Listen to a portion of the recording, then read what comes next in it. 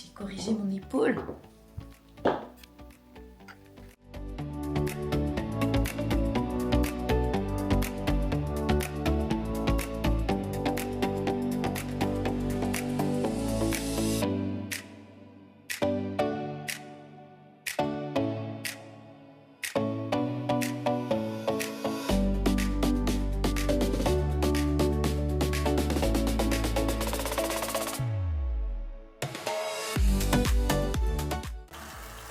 Oh, c'est dur. C'est pas facile le matin. J'espère que je me suis pas mis de la dinde dans l'œil. Ce serait cool. Tu vas voir la dingue de l'œil.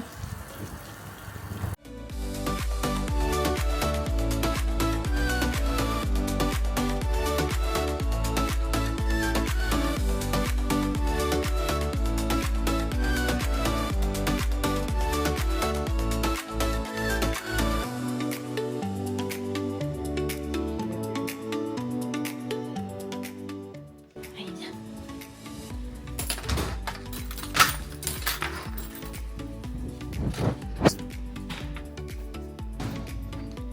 Allez, mou.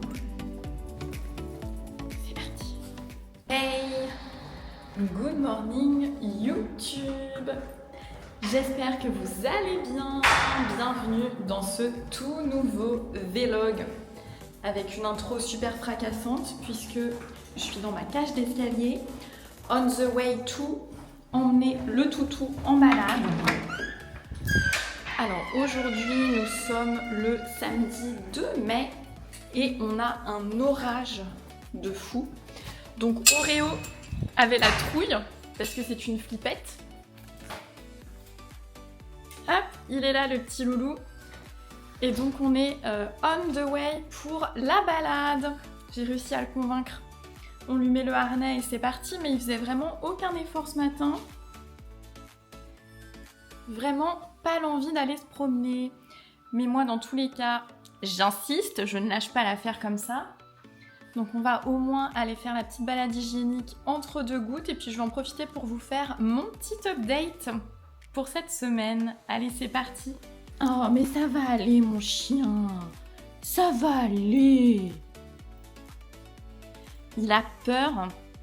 C'est le tonnerre, en fait, qui lui fait trop peur. Et quand il y a des feux d'artifice au 14 juillet, il se cache. Oh, mais c'est bon, mon chien. Allez, go.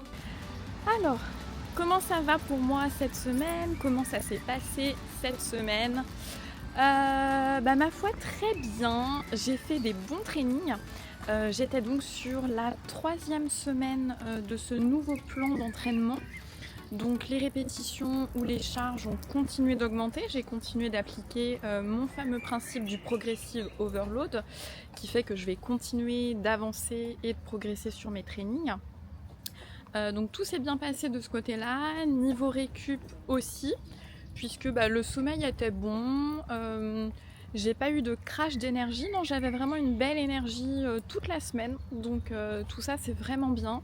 Réussir à bien gérer ça, c'est cool. Après, c'est vrai que là, au niveau du boulot, en ce moment, j'ai pas mal de boulot à fond. Donc j'avoue que j'ai eu une semaine qui était vraiment très stressante, très stressante. L'esprit pas mal préoccupé, on va dire. Donc j'étais vraiment bien contente d'avoir aussi mes sessions d'entraînement pour décompresser, pour me vider la tête, tout ça. Mais ouais, non, c'est vrai que j'ai un peu le stressomètre à fond en ce moment. Donc c'était cool aussi d'avoir le week-end pour se reposer un petit peu là avec le long week-end du 1er mai, c'était vraiment bien. J'ai encore une séance d'entraînement à faire aujourd'hui. Donc j'essaierai de vous emmener avec moi. Mais ça va être encore fesses mollets, puisqu'on a dit qu'on était toujours sur un gros focus fesses pour ce mésocycle. La diète, concernant ma diète, j'ai pas eu trop faim, non, c'était bien. Mes niveaux de faim ont redescendu. Mais alors après, peut-être que c'est aussi lié au stress, parce que moi, quand je suis stressée, j'ai l'estomac qui se bloque complètement, enfin j'arrive plus, j'ai du mal à manger en fait. Donc je pense que les deux étaient liés. Mon sommeil était pas top, j'ai pas beaucoup dormi encore une fois, mais ça s'est pas impacté sur mes niveaux d'énergie, donc encore une fois, quand le cortisol est élevé, bon bah tout ça, ça peut jouer dans la balance aussi. On est un peu en mode, enfin vous savez, c'est le mode fight or flight. Hein, c'est un petit peu, on tient sur l'adrénaline, on tient sur, voilà, c'est les niveaux de stress qui font qu'on reste un peu éveillé, j'ai envie de dire. Donc pour moi, ça se traduit par des réveils nocturnes. Et surtout, je me lève beaucoup plus tôt qu'à l'accoutumée. Donc je ne suis pas fatiguée, mais il y aura forcément un retour de bâton à un moment donné. Donc il faut vraiment que je fasse attention à ça. Et là, même avec le week-end, en fait, je continue de me lever très tôt, naturellement, même sans réveil. Donc bon, voilà, faut juste en tenir compte et être conscient qu'à un moment donné, si je crache, bah c'est normal. Donc on a fait mon petit bilan ce matin, comme vous l'avez vu. Mon poids était à 50 kg ce matin, soit 400 grammes de moins que la semaine dernière. Donc ce qui veut dire que la réduction des calories m'a bel et bien remise en déficit calorique.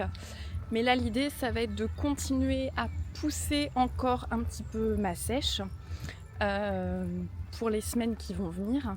Donc on va réincorporer un petit peu de cardio dans mon plan. Donc je vais refaire du cardio 2 fois par semaine.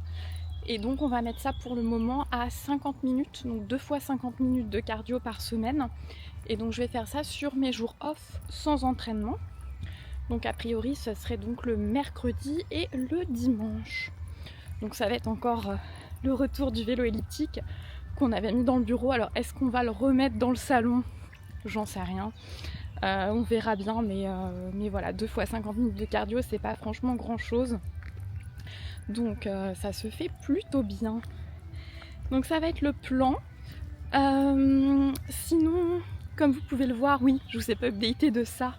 Mais vous voyez que ça fait une semaine, ou en tout cas quelques jours, que je ne me maquille pas. Parce que j'ai été faire retatouer mes sourcils. Donc je les avais déjà fait tatouer en 2024, mais il y a des genres de retouches à faire, des petits check-up à faire au bout d'un an et demi, 2 ans. Donc là, il fallait que je le refasse. Donc voilà, je vous montre. Enfin, je pense que ça se voit, hein. Mais donc là, ils sont un petit peu plus foncés normalement que la couleur qu'ils auront au final. J'ai été refaire ça mercredi. Donc je suis super contente du look. Mais là, pour l'entretien, pour que ça cicatrise bien, il faut vraiment éviter de se maquiller. Donc c'est pour ça que là, je suis un petit peu bare face depuis quelques jours.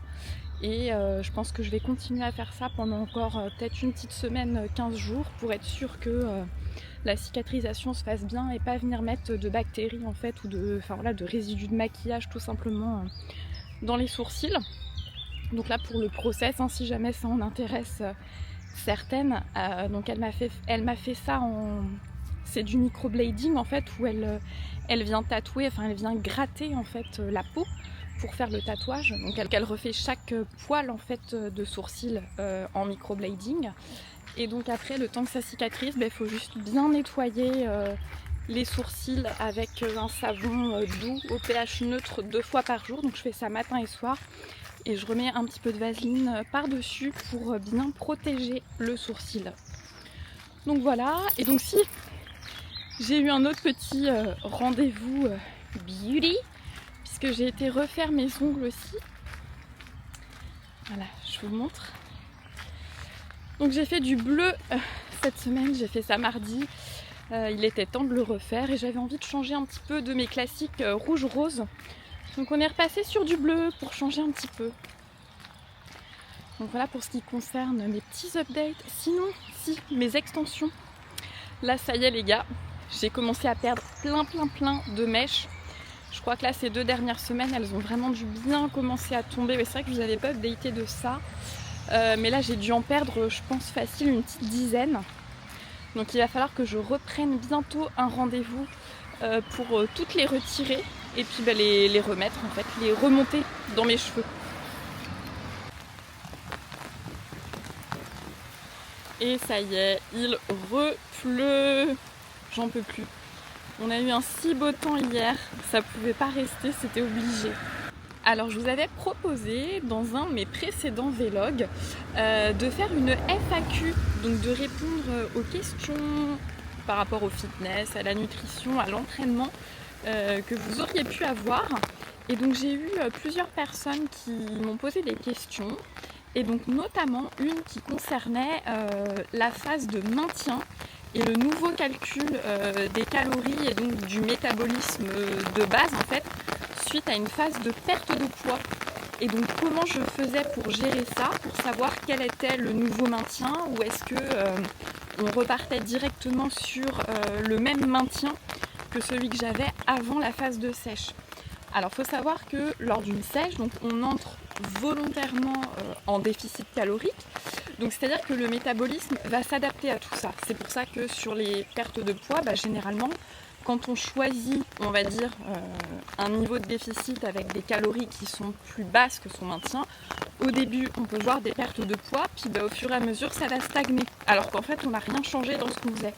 Donc tout ça, c'est tout simplement parce que le métabolisme s'adapte. Alors pourquoi? Il y a une partie en effet qui peut être liée à la baisse inconsciente de l'activité, donc on a moins d'énergie, donc en fait le NEAT peut aussi se réduire, on va bouger moins au quotidien, mais aussi il y a une petite partie, et malheureusement c'est comme ça, une petite partie de fonte musculaire, on va dire, on perd un petit peu des muscles.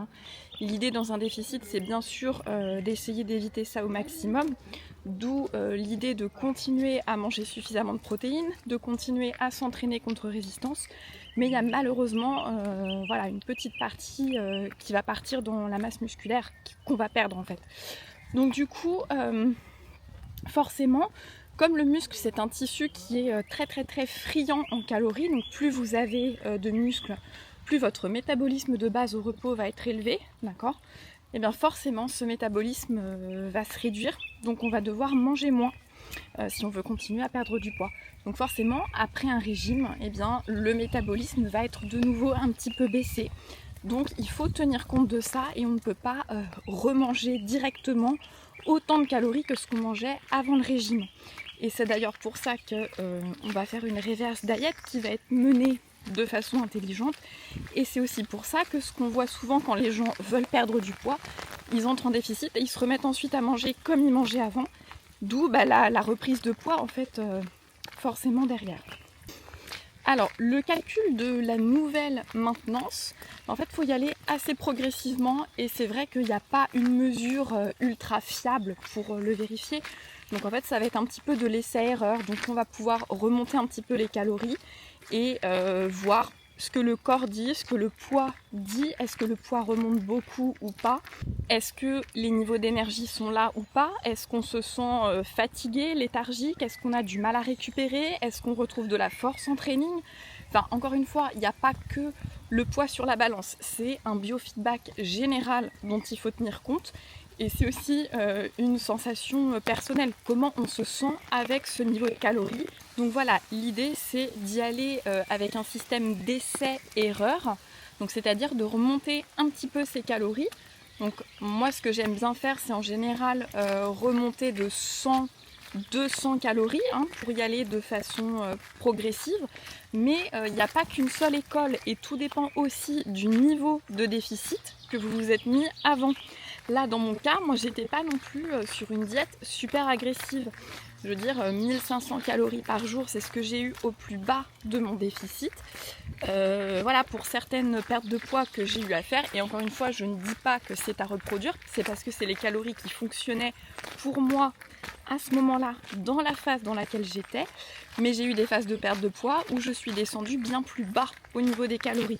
Donc encore une fois, c'est à partir de là que on doit réajuster de façon intelligente. Si on considère que ces calories étaient vraiment trop basses, alors là on peut envisager effectivement de faire des remontées caloriques bien plus importantes. Donc remonter de 500 voire 600 calories, des fois, ça peut être nécessaire. Là, pour ce que moi j'avais fait à 1500 calories, bon, on est reparti sur une diète un peu plus intuitive dans un premier temps, mais là, encore une fois, tout dépend de comment le corps réagit. Donc pour cette nouvelle maintenance, c'est pour ça qu'on est reparti sur du 2200 calories. On voit ce que le corps dit, comment ça répond, et en fonction de ça, on réajuste si besoin. Alors, une deuxième question qu'on m'a posée, ça concernait les coachings. Et du coup, comment savoir si un coach en ligne était adapté pour nous et quels étaient les red flags dans le choix d'un coach. Alors c'est rigolo qu'on me pose cette question parce que c'est vrai que moi-même j'ai eu plusieurs préparateurs, plusieurs coachs. Là en ce moment on gère ça avec Alex, donc on travaille vraiment en binôme. Et pour moi, une des choses les plus importantes dans un coaching, c'est une communication, une bonne communication. Il faut être open avec son coach. Le coaching en fait c'est un travail d'équipe. C'est pas quelque chose qu'on va faire solo. Le coach doit être capable de s'adapter à votre vie, à votre rythme de vie, vous proposer des solutions en fonction de vos objectifs, donc vous aider à atteindre vos objectifs de façon durable et pérenne. Et tout ça, ça passe par une bonne communication. Donc pour moi, un coach qui, si vous avez des questions, qui ne vous répond pas, donc on ne demande pas à ce qu'il réponde dans l'instant, mais au moins dans la journée ou le lendemain, enfin moi en tout cas, c'est ce que j'essaye toujours de faire avec mes clients. Si mes clients ont des questions à me poser, en général, 24 heures après, au maximum du maximum, ils ont une réponse. Mais un coach qui va vous ghoster, qui va pas vous répondre, qui va peut-être aussi tout simplement ne pas avoir les réponses à vos questions, mais vous répondre trust the process, ou alors tu fais ce que je te dis et c'est tout, et tu te tais, et c'est comme ça que ça marche, tu questionnes pas ce que je te propose. Pour moi ça c'est pas du coaching, c'est une dictature. Et en fait ça fait pas du tout partie de mes méthodes en fait. Pour moi, encore une fois, un coaching c'est un partenariat, donc ça passe par une bonne communication avec son coach. Mais alors c'est valable dans le sens du coach, et là peut-être je m'éloigne un petit peu de la question, mais c'est aussi valable pour le client. C'est-à-dire que si vous n'êtes pas honnête avec votre coach lors des check-ins, si vous ne dites pas ce que vous avez fait, si vous ne lui expliquez pas quelles sont les problématiques que vous rencontrez au quotidien, nous en tant que coach en fait, on ne peut pas vous aider. On ne peut pas réajuster un plan, si vous voulez, si on n'a pas de façon transparente tous les éléments en main pour pouvoir le faire. Si quand on vous demande est-ce que vous avez adhéré à vos macros, vous dites oui, alors qu'en fait non, tous les ajustements qu'on va vous faire en tant que coach vont être faits sur la base de ce qu'on pense que vous avez fait. Donc si par exemple vous avez un objectif de perte de poids et quand à la fin de la semaine on vous demande vous avez adhéré, vous avez bien tenu vos macros, vous répondez oui alors qu'en fait non, si le poids stagne et que le coach va vous réduire vos macros, c'est parce qu'il pense que vous avez réellement mangé ce qu'on vous a dit de manger. Et si c'est pas le cas, en fait qu'est-ce qui va se passer? On va réduire encore plus, se retrouver dans des diètes encore et encore plus restrictives, alors qu'en fait si vous aviez suivi le plan et que vous aviez été honnête dès le départ, il n'y aurait pas eu peut-être à faire ça. Donc en fait voilà, encore une fois, un bon coach c'est la communication, mais vous aussi de votre côté, il faut savoir communiquer et être bien clair en fait avec vos attentes, avec ce que vous faites. Ah, il y a encore de l'orage et Oreo est encore en train de flipper. Ça va aller mon chien, ça va aller, t'inquiète. Donc oui, voilà, c'est une relation et c'est des deux côtés qu'il faut qu'il y ait de la communication, c'est pas que d'un seul. Encore une fois, après, une autre qualité d'un bon coach, je pense, en dehors de la communication, ça va être aussi être capable de trouver des solutions pour vous qui soient adaptées. Donc ça rejoint encore une fois le premier point, mais c'est-à-dire qu'on est tous différents. On a tous des manières de fonctionner qui sont différentes. Et un plan qui va convenir à un client ne va pas convenir à un autre client parce qu'on n'a pas le même rythme de vie. Vous comprenez bien que le plan d'entraînement que vous allez faire à une mère au foyer de 40 ans avec 3 enfants, elle va avoir des contraintes dans sa vie qui vont pas forcément être les mêmes que celles d'un étudiant en sport qui a, je ne sais pas, 20 heures de cours par semaine et du free time, qui peut se lever à l'heure qu'il veut. Enfin, encore une fois, c'est un exemple aléatoire, mais vous voyez, on n'a pas tous les mêmes contraintes de vie, on n'est pas soumis au même stress, on n'a pas tous les mêmes clés en main au départ, d'accord, la même histoire au niveau du sport, le même historique, la même génétique. Enfin bref, on est tous différents. Donc en fait, un coach qui vous fait genre un copier-coller de ce qu'il fait faire à tous ses clients, voilà, pour moi, c'est pas du coaching perso non plus, et c'est pas du tout un gage de qualité. Donc ça, voilà, comment s'en rendre compte, c'est toujours délicat, mais on peut s'en douter en fait quand on ne connaît pas le milieu du fitness. Ça va rejoindre encore une fois cette communication, à essayer de demander plus d'infos au coach sur le pourquoi il vous fait faire ci ou ça. Et donc vous verrez bien en fait si le coach vous répond pas de façon claire ou si ça vous semble un petit peu à côté de la plaque. Bon bah voilà, vous pouvez vous questionner et vous poser des questions sur la qualité du coaching. Mais c'est vrai que oui, quand on ne connaît pas trop le milieu et quand on ne sait pas trop à quoi s'attendre, c'est pas toujours évident. Donc c'est pour ça que je vous invite vraiment à bien faire vos recherches. Parce qu'aujourd'hui, sur le net, on trouve de tout. On trouve vraiment de tout. Et tout le monde s'autoproclame spécialiste dans un domaine alors qu'en fait, c'est que du flan. Donc voilà, après c'est pareil, un diplôme, ça peut être quelque chose qui est intéressant aussi, parce que c'est pas parce qu'on a soi-disant un bon physique sur les réseaux ou une bonne shape qu'on est amené à faire du coaching en fait, d'accord ? C'est pas un bon athlète n'est pas forcément un bon coach, et vice versa. Un bon coach n'est pas forcément un bon athlète. Enfin là après on rentre un peu encore dans des débats philosophiques, mais voilà, dans l'idée, le coaching c'est aussi de l'adaptabilité et de la pédagogie, et c'est pas parce que quelqu'un a un physique de malade sur les réseaux qu'il va être capable de savoir quoi faire pour un client qui soit différent de ce que lui, on lui a fait faire pour atteindre ce physique. Donc voilà, je vais arrêter pour ce matin pour les 2 petites questions qu'on m'a posées. Je vais terminer ma balade et je vous emmène avec moi sur le reste de ma journée. C'est parti pour les abductions avec ISO hold de 15 secondes pour commencer. Donc sur ce premier set, j'en avais 14 à cette charge. Donc cette semaine, on va essayer de viser les 15.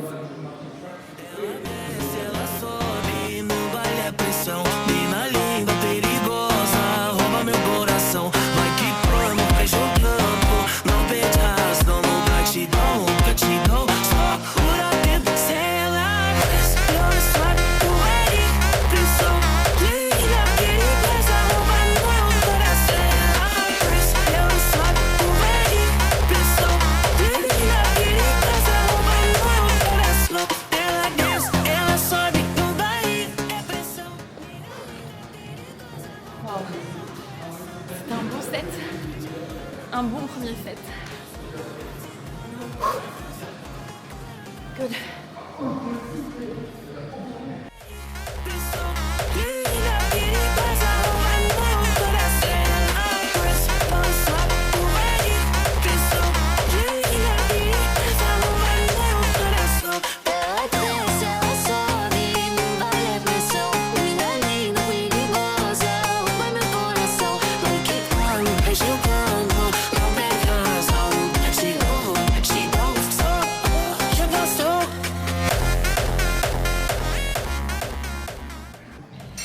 Là pour les hip thrusts, j'ai fait une première série avec un dumbbell de 15 kg. J'avais que 10 la semaine dernière, mais le contrat c'est d'en faire entre 12 et 15. Et j'ai quand même réussi à en faire 15 à 15 kg. Donc je vais mettre un tout petit peu plus lourd pour essayer de me challenger quand même, parce que je pense que je pouvais en faire encore quelques-unes. Mais je suis quand même, voilà, je fais vraiment super attention avec mon dos. Donc là je vais essayer de charger plus, peut-être en faire un peu moins pour avoir moins de tension sur le dos, ou en tout cas pendant moins longtemps. On va voir ce que ça donne. J'espère ne pas le regretter après, mais j'ai bien envie d'essayer quand même. Donc là j'ai juste pris un dumbbell de 17,5 et on va voir si j'arrive à en faire 12, ça serait bien.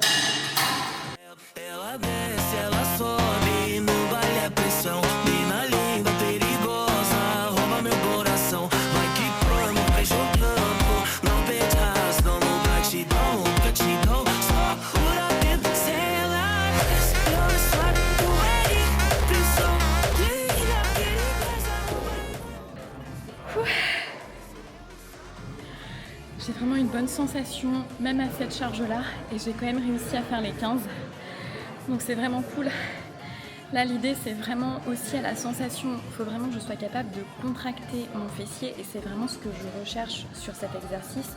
et d'essayer d'impliquer le moins possible mon dos. C'est-à-dire que si je sens que j'ai mon dos qui compense ou si je commence à me crisper au niveau des lombaires, je cesse.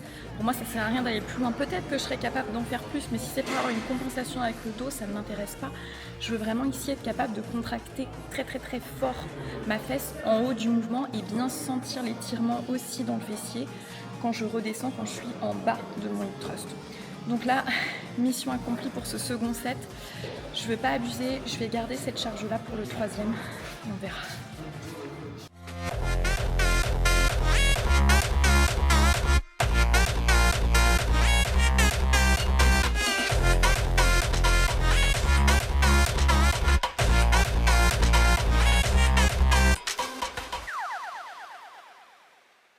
Je viens de faire mes back extensions et donc la consigne a changé pour aujourd'hui pour corser un petit peu plus la difficulté ou en tout cas essayer d'en faire plus, mais cet exercice en fait pour moi c'est toujours un peu en mode rehab.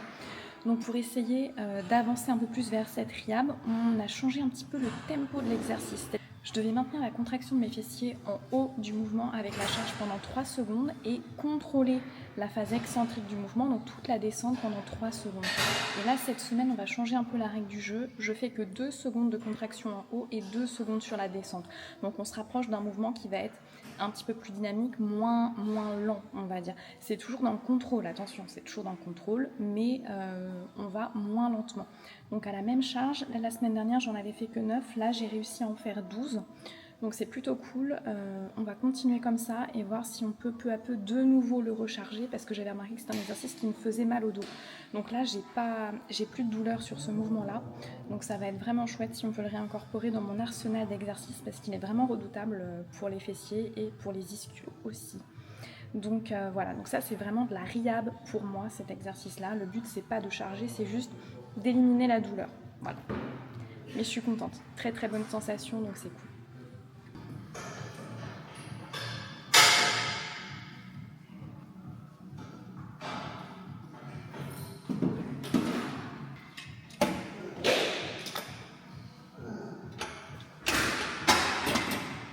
Bon.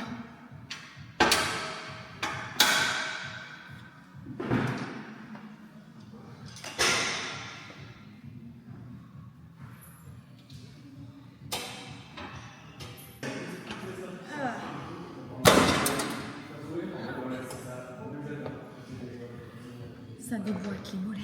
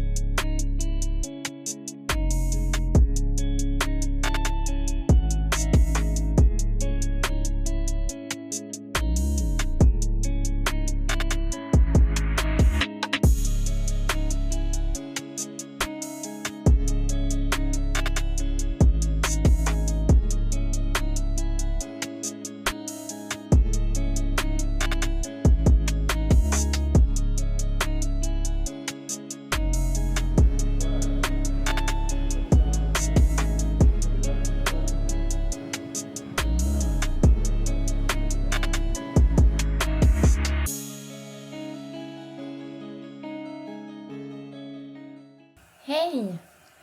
Il est 20h40 et je reprends seulement la caméra, je n'avais rien filmé, je vous ai complètement laissé en plan après mon training. Donc j'ai fait un très bon training d'ailleurs, donc c'était super cool, bonne sensation, pas du tout de douleur au dos, donc je suis vraiment très contente de toute cette semaine d'entraînement. Puisque ouais, j'ai pu vraiment réincorporer, remettre du volume sur mes exercices fessiers, réincorporer donc, comme vous le savez, je vous l'avais déjà dit, du hip thrust, des extensions lombaires que j'avais déjà, mais voilà, on a corsé un petit peu la difficulté là-dessus avec des tempos, Enfin voilà, on a remis en place pas mal de choses pour tenir compte du retour des juges et donc vraiment travailler à fond les fessiers. Et j'ai pas eu de grosses douleurs de dos, donc signe que mon corps a l'air de bien tolérer l'augmentation du volume sur ces exercices-là. Donc c'est vraiment canon et de bon augure pour la suite, parce que ça veut dire que je peux espérer peut-être faire des petits gains dans les fessiers par la suite. Donc ouais, ça serait bien. Ou en tout cas, à défaut de gains, puisque là, a priori, je vais de nouveau être en déficit calorique. Et donc voilà, je vous le rappelle, soit on se met en maintien, voire léger surplus, et on peut construire de la masse, ou alors on est en déficit et malheureusement, dans ce cas-là, on ne peut pas vraiment faire de masse. Il faut les building blocks, il faut de l'énergie, il faut des nutriments pour que le corps soit capable de reconstruire du muscle. Et donc, si on ne mange pas assez, c'est pas possible. Mais voilà, en tout cas, peut-être essayer d'apporter un petit peu plus de définition sur ces zones-là, de par la stimulation que je vais être capable de faire sur les fessiers, avec toujours ce système du progressive overload. Donc, je me réjouis et non, c'est vraiment cool. Donc voilà, pour le reste de l'après-midi, qu'est-ce que j'ai fait? J'ai été faire des courses parce que on n'y va jamais assez. Donc non, j'avais besoin de ravitaillement, donc ça a été la mission course. Et puis là, ce soir, j'ai terminé mes petits pas sur le marcheur, parce qu'il a encore plu. Là, ça s'est calmé, mais bref. Donc voilà, j'ai refait encore une petite demi-heure de tapis pour terminer mes 15 000 pas. Et donc demain, c'est le retour du cardio. Donc demain, je ne m'entraîne pas, mais j'aurai simplement mes 50 minutes de vélo elliptique que je ferai très probablement à la maison. Et je ferai aussi un petit peu du posing. J'ai reçu d'autres questions auxquelles je n'ai pas répondu, mais je pense que je vais vous les réserver pour un prochain vlog parce que sinon cette vidéo va être bien trop longue et vous allez tous décrocher. Donc en tout cas, là, c'est préparation du repas. Comme d'habitude, je peux vous montrer. Voilà, je peux vous montrer ce qui se trame. Mais on a donc des asperges vertes que j'ai cuit à l'eau, donc eau bouillante pendant 4 minutes. Et j'ai ma petite omelette avec un œuf. Et là, j'ai 75 g de blanc. C'est mes blancs de liquide que je vous avais déjà montré la dernière fois. Et par-dessus, j'ai rajouté encore le plein d'épices. Mais voilà, je mange vraiment toujours la même chose par souci de facilité. Donc rien de super excitant à vous montrer plus pour ce soir. Donc dans tous les cas, je vous dis merci de m'avoir suivi sur cette nouvelle journée. Merci à vous d'avoir regardé ce vlog. Donc j'espère que vous avez apprécié me suivre, apprécié mes petites réponses aux questions que j'ai pu avoir et donc je finaliserai ça la prochaine fois. Donc je vous invite à vous abonner, à liker cette vidéo, à la commenter et je vous fais des gros bisous et je vous dis à très vite pour une prochaine vidéo. À bientôt. Bisous bisous.